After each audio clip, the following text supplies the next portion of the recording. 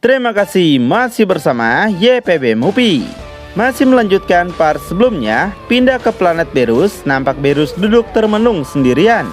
Whis yang lihat itu sangat penasaran karena sejak mereka kembali, Berus terus duduk sendirian selama berjam-jam. Berus bilang kalau dia cuma sedang menenangkan dirinya aja. Namun Whis nggak percaya dengan itu.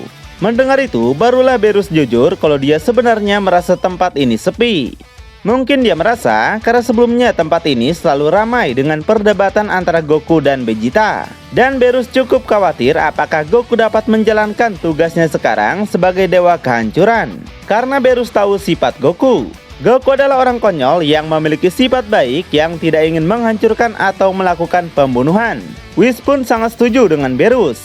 Dia nggak yakin apakah Goku dapat mengatasi moral konflik yang dibutuhkan pada posisinya tersebut. Karena Goku nggak bakal bisa menjadi dirinya seperti dulu yang mereka kenal selama ini. Whis nanya apakah itu juga yang membuat Berus khawatir.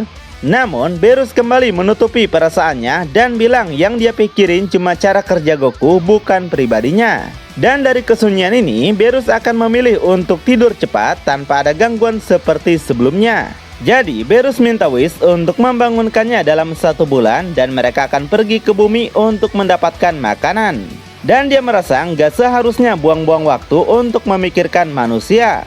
Namun Berus juga merasa kalau dia telah peduli sedikit pada Goku tanpa dia sadari. Keesokan harinya di semesta ke-6, setelah istirahat panjang, Goku memulai latihannya untuk menguasai kekuatan penghancur. Pados menjelaskan langkah pertama bagi Goku adalah mengakses energi kehancurannya. Dan ada beberapa tingkat untuk penyempurnaan energi ini. Goku akan mulai dari tahap 1 untuk mendapatkan pengalaman banyak menggunakan energi dan emosinya. Di sini Goku masih bingung apa maksudnya dengan penggunaan emosi. Pados bilang singkatnya ketika Goku menggunakan energi kehancuran, maka Goku akan mengalami kemarahan yang mengalir dalam dirinya. Mendengar itu, Goku bilang kalau itu sangat mudah. Karena dia sudah pengalaman setiap kali menggunakan perubahan Super Saiyan-nya. Tapi Pados menjelaskan perbedaan marahnya sangatlah berbeda. Untuk energi ini, Goku harus punya arah untuk penghancuran murni. Goku harus menghilangkan pikiran dari keraguan-raguan. Dan hanya mempertahankan kebutuhan untuk menghancurkan. Goku sontak teringat kalau Vegeta juga pernah mengatakan demikian ketika dia dilatih oleh Berus. Namun lagi, Pados tegaskan meskipun formulanya sama, tapi hasilnya tidak akan sama. Karena apa yang bisa dilakukan Vegeta hanyalah simulasi energi ini sampai bisa menggunakan Hakai. Dan energi yang dimiliki Vegeta cuma teknik yang berasal dari dalam dirinya. Sedangkan energi Goku adalah versi yang dipercaya dari hal nyata dan gak bakalan bisa dibandingkan dengan energi traksi. Mendengar itu, Goku pun sangat senang karena kekuatan yang bakal dia miliki lebih unggul dari Ultra Ego Vegeta. Maka dari itu, Pados minta Goku untuk menunjukkan apa yang bisa Goku lakukan. Dengan semangat, Goku pun langsung berubah ke dalam bentuk Super Saiyan. Goku terus ngeden sekuat tenaga hingga kekuatannya menyebar dari tempat itu. Namun, Pados menyadari jika yang Goku lakukan hanyalah menggunakan energi Ki biasa saja. Jadi, dia minta Goku untuk berhenti. Goku sontak bingung padahal dia sudah merasakan semua kemarahan yang ada pada tubuhnya. Pados bilang jika Goku nggak bisa menggunakan kemarahan dengan benar, maka yang bisa Goku lakukan hanyalah meditasi. Sontak aja Goku makin dibuat bingung. Jadi dengan meditasi, Pados mengatakan kalau Goku bakal menemukan sumber kehancuran dalam pikirannya. Dan Goku diminta untuk memahami hal itu. Sambil akan duduk, Goku sedikit ragu dengan ini, tapi dia akan tetap mencobanya. Pados minta Goku untuk menyelam ke dalam pikirannya dan merasakan seluruh Ki Goku dan segala bentuk energi serta emosi yang mengalir dalam tubuh dan pikiran Goku. Pados yakin Goku pasti akan menemukannya meskipun di daerah paling intim sumber energi negatif ini. Dan katanya pasti akan ditemukan dalam ABY 55 tergelap dalam keadaan Goku. Setelah Goku menemukan energi itu, Goku diminta untuk bergabung dan buatlah menjadi satu. Namun, Goku juga harus berhati-hati karena keinginan Goku terlalu lemah dan bisa saja energi itu malah menghancurkan Goku. Goku pun mulai memfokuskan dirinya dan masuk ke dalam bawah sadarnya. Setelah Goku masuk ke dalam dirinya, dia sangat kaget karena ternyata ada tempat seperti ini di tubuhnya. Jadi, Goku pun kembali memejamkan matanya untuk menemukan energi itu. Setelah ketemu, Goku langsung terbang ke udara. Nggak lama kemudian, Goku melihat ada bola hitam yang sangat kental. Goku pun mendekatinya dan yakin inilah energi negatif itu. Kemudian Goku menyentuh energi itu dan tiba-tiba Goku malah terserap ke dalamnya. Goku merasakan banyak sensasi yang bahkan dia nggak pernah merasakan sebanyak ini dalam hidupnya. Goku teringat dengan kenangan bersama kakeknya dan kematian kakeknya yang disebabkan oleh amukan Ojaru Goku. Lalu kematian Krillin kecil sampai kematian Krillin dewasa yang dibunuh oleh Frieza. Serta kematian Merus yang rela berkorban untuk melindungi semesta. Goku yang gak bisa bertahan sontak berteriak dan minta energi itu untuk mematuhinya. Goku gak bakal membiarkan energi itu terus menggerogoti pikiran Goku. Di luar sendiri, Pados sangat penasaran apakah Goku sudah berhasil mendapatkan energi itu atau belum. Gak lama kemudian, Goku pun membuka matanya dan tangannya kini telah dapat menciptakan sebuah energi. Sontak saja, hal itu buat Pados kaget dan gak menyangka Goku berhasil tanpa butuh waktu yang lama. Saat ini, tubuh Goku pun diselimuti energi serta percikan listrik seperti layaknya Super Saiyan 2. Lalu, Goku memberikan jempolnya pada Pados, hingga membuat Pados senang dan memberi selamat karena Goku telah menyelesaikan latihan pertamanya. Sementara itu, di planet Hyl, sebuah pesawat ruang angkasa mendarat di sana. Ternyata dia adalah Frieza dan dua anak buahnya. Di sini, Frieza memiliki sebuah markas rahasia yang berada di balik sebuah bukit besar. Frieza mengakui kalau dia sudah lama tidak datang ke planet ini.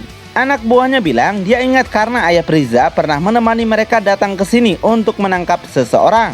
Frieza pun tahu karena penjara ini dibuat ayahnya untuk menangkap orang yang mereka cari. Tapi setelah itu mereka nggak pernah kembali ke sini karena nggak ada yang bisa dilakukan di sini. Ternyata di penjara ini banyak prajurit yang tersisa yang ketika melihat Frieza mereka sontak terkejut. Jadi mereka segera bersujud di hadapan Frieza. Melihat mereka, Frieza cukup senang karena pasukannya banyak di sini untuk menjaga orang yang dipenjara. Namun jika orang tersebut kabur maka artinya sebanyak pasukan ini tidaklah berguna. Anak buahnya bilang pada dekade lalu Raja Cole memiliki pasukan perkasa yaitu kakak Frieza sendiri bernama Cooler. Cooler sangat hebat dan dikisahkan memiliki banyak prestasi bagi pasukan Raja Cole. Namun kekuatannya yang semakin hebat membuat ayahnya sendiri khawatir karena Cooler jauh lebih kuat dari Raja Cole dan Frieza. Maka dari itu karena gak ingin Cooler merebut tahta ayahnya maka Raja Cole dan Frieza membuat rencana licik. Mereka berhasil menangkap Cooler beserta orang-orang yang dianggap bisa membahayakan pasukan Raja Cole. Semuanya dipenjara dalam struktur yang dirancang khusus untuk menahan mereka. Setelah itu, Frieza membuka pintu penjara demi bisa melihat kondisi Cooler sekarang. Saat ini, Cooler nggak bisa melakukan apapun karena tangan serta kakinya dikekang. Dan Frieza sangat senang karena kakaknya masih ada di sini. Itu artinya kapsul penjaranya berfungsi meskipun sudah bertahun-tahun. Anak buahnya yang bernama Kikono sangat senang dengan pujian Frieza. Dia bilang Cooler dikekang oleh cairan khusus dan telah melumpuhkannya hingga dia nggak sadar sejak penyimpanan awal. Bahkan Cooler nggak pernah sadar lagi sejak saat itu. Selain itu, logam yang menahan tubuh Cooler terbuat dari jenis batu yang mengeluarkan radiasi yang mampu menetralisir energinya. Kikono bilang dia telah bekerja keras selama berbulan-bulan untuk menyempurnakan teknologi ini. Dan Frieza pun langsung memuji kerja kerasnya. Namun Frieza minta Kikono untuk melepaskan kapsul itu. Kikono sontak terkejut dan penasaran apakah Frieza yakin dengan hal tersebut. Karena jika itu dilakukan maka dia nggak yakin apakah itu masih mampu untuk menahan Cooler. Frieza sontak tertawa dan menegaskan kalau Cooler cuma sedikit kuat saja di masa lalu. Namun sekarang Frieza yakin kekuatan Cooler nggak bertambah sejak dia di penjara. Oleh karena itu, kekuatan Frieza yang sekarang pasti sudah jauh di atas Cooler. Mendengar itu, Kikono pun hanya bisa nurut dan segera melepaskan Cooler dari penjaranya. Selain itu, setelah dia mematikan sistem ini, maka kondisi Cooler akan kembali normal seperti dulu. Nggak lama kemudian, Cooler pun sadar setelah tidurnya yang panjang. Melihat Frieza ada di hadapannya, Cooler sontak terkejut dan langsung marah-marah seperti ingin memakan Frieza. Tanpa memiliki rasa takut, Frieza pun hanya menanyakan bagaimana kondisinya sekarang. Cooler makin marah karena Frieza malah berdiri di hadapannya dengan merasa acuh tak acuh. Dia juga nanya di mana ayah mereka sekarang karena Raja Cole juga memiliki rencana busuk kepadanya. Dengan santai, Frieza bilang kalau ayah mereka telah tewas sejak bertahun-tahun yang lalu. Mendengar itu, sontak saja buat Cooler marah padahal harusnya dialah yang melakukan itu pada ayahnya. Frieza membalas yang membunuh Raja Kol nggak lain adalah Saiyan. Dan Frieza yakin Cooler pasti nggak bakal percaya. Nah benar saja, Cooler sontak terkejut karena baginya nggak mungkin seorang Saiyan bisa melakukan itu pada ayah mereka. Frieza menjelaskan semesta telah banyak berubah sejak Cooler dipenjara di tempat ini. Sangat mengejutkan, Saiyan bukan lagi budak lemah yang bisa mereka gunakan sebagai anak buah. Dan mungkin ini bakal sulit untuk diterima. Tapi nyatanya Frieza menegaskan beberapa Saiyan yang tersisa memiliki kekuatan yang sudah jauh di atas mereka. Hal itu makin buat Cooler kesal karena Frieza memasukkannya sebagai daftar orang lemah. Frieza bilang dia telah mengatakan yang sebenarnya. Dan karena alasan inilah meski Frieza benci mengakui, namun pasukan mereka yang menguasai alam semesta bukan lagi kekuatan yang gak bisa dihentikan seperti dulu. Jadi Frieza minta Cooler untuk bergabung dengannya sehingga mereka dapat membentuk pasukan baru. Inilah cara satu-satunya yang bisa Frieza pikirkan demi bisa mengalahkan para Saiyan bumi. Namun Cooler menolak hal itu. Dia lebih baik membunuh Frieza dan karena dia nggak bisa membunuh ayah mereka, maka dia akan membunuh para Saiyan bumi. Kikono sontak terkejut karena nggak bisa menahan kekuatan Cooler. Hingga kemudian Cooler dapat membebaskan dirinya dari kurungan itu dengan sangat merasa marah. Sontak saja semua pasukan sangat terkejut begitu dengan dua anak buahnya yang terpental mundur.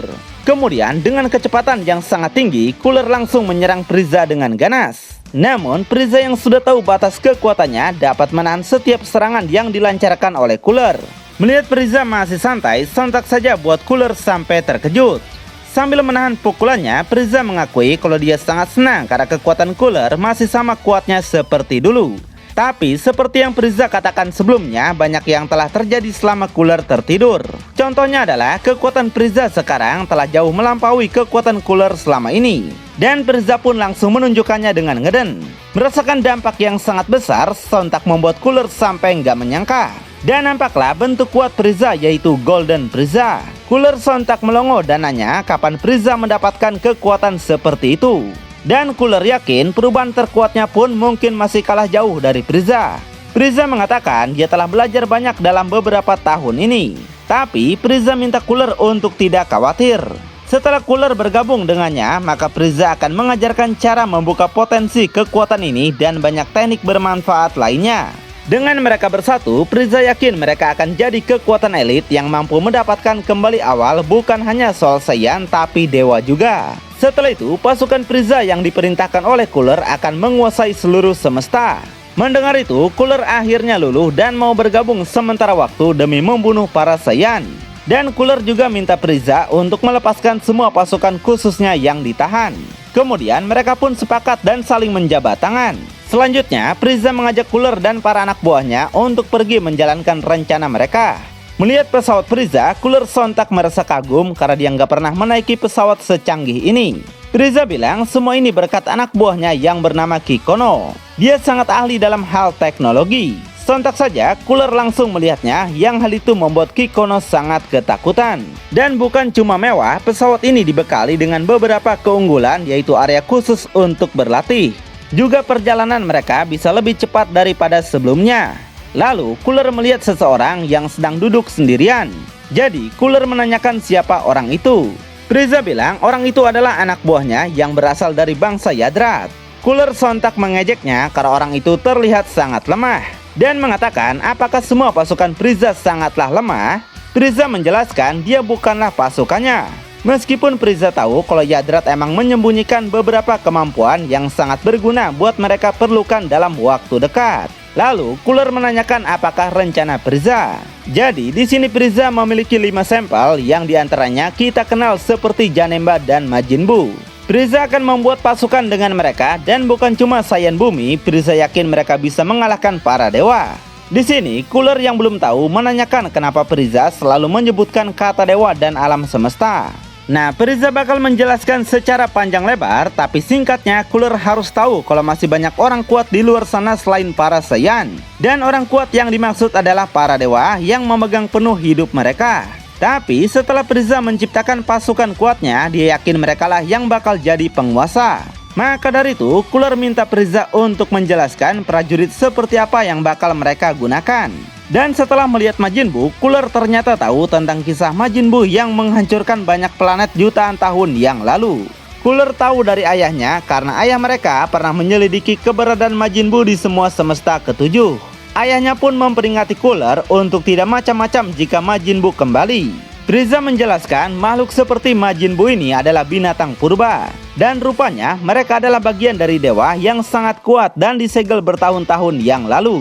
Maka dari itu, para makhluk ini akan bisa mengalahkan para dewa kehancuran dengan kekuatan tersembunyi dalam tubuhnya. Nah, untuk Majin Buu sendiri masih ada sebagian besar dari kekuatannya yang belum dibebaskan. Jadi, Frieza akan menggunakan itu demi keuntungannya. Mendengar semua itu, Cooler sontak terkejut kenapa Frieza bisa tahu banyak tentang asal-usul semua ini. Frieza bilang dia telah menemui pendeta Juno yang tahu segalanya. Dan Frieza memaksanya untuk mengatakan semua detail kecil dari makhluk yang akan dia ciptakan. Jadi setelah Juno mengatakan siapa saja makhluk yang kuat, Frieza pun langsung mencari keberadaan 5 sampel itu. Nah, untuk sampel pertama adalah Janemba. Jadi Janemba akan menjadi target pertama mereka. Sontak saja Cooler sangat senang dan segera mengajak Frieza untuk menemukan Janemba. Singkat cerita, setelah 1 bulan kemudian, Frieza dan yang lainnya telah hampir sampai di tujuan. Sedangkan Cooler kini sangat kelelahan karena dia menghabiskan waktu dengan latihan. Frieza memujinya karena sejak sebulan latihan, Cooler telah berkembang dengan pesat. Cooler sontak menyombongkan kemampuannya karena dia emang bakal jadi sangat kuat. Meski begitu, Frieza mengatakan kalau dia bakal terus mengawasi perkembangan Cooler. Jika kekuatan Cooler akan menjadi ancaman, maka Frieza nggak bakal ragu untuk membunuhnya. Kemudian, mereka dikabari kalau pesawat telah sampai di tujuan invasi mereka. Namun, Cooler sangat kesal kenapa pesawat malah berhenti di ruang angkasa. Frieza menjelaskan ruang angkasa ini akan bawa mereka ke dimensi paralel yang disebut dunia iblis atau Makai. Dan di tempat itulah mereka bisa menemukan Janemba. Namun Kikono sangat khawatir pesawat mereka tidak akan tahan dari energi portal dimensi. Dan jika mendekat, pesawat mereka bisa hancur. Jadi Kikono minta makhluk Yadrat untuk menggunakan kemampuan Sun Kanido-nya. Cooler menanyakan apakah teleport bisa memindahkan mereka termasuk pesawat ini ke dimensi lain. Anak buah Frieza menjelaskan bangsa Yadrat memiliki trik dan teknik khusus, diantaranya adalah teleportasi. Dan untungnya Yadrat yang satu ini dikenal sangat ahli dan memiliki kemampuan yang sangat hebat. Mendengar itu, Cooler akhirnya paham kenapa Yadrat yang terlihat lemah itu bisa menjadi bawahan Frieza. Kemudian Yadrat itu menunjukkan kemampuannya, yaitu menggunakan Sun Kanido dan memindahkan mereka semua bersama pesawatnya. Lalu kemanakah tujuan mereka? Tonton kelanjutannya di channel YPB Movie, channelnya anime masa kini.